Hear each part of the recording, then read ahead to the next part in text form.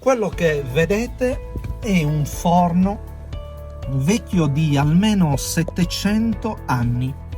Ci troviamo in un castello, il castello di Silius, di Sassai o di Orguglioso, un nome particolarissimo che ricorda di quanto resistette ad un violentissimo scontro, ad un violentissimo assedio, e in quella parete, guardate, si è conservata una bellissima raffigurazione con una tecnica di colorazione rossa che parrebbe rappresentare un cavaliere, forse un uomo, una donna, comunque una figura dotata di una grande gonna, una sorta di gonnellone. Poi in fondo, in basso, uno ziro, un otre grande che rappresenta di come questo sito possedeva per l'appunto una cucina.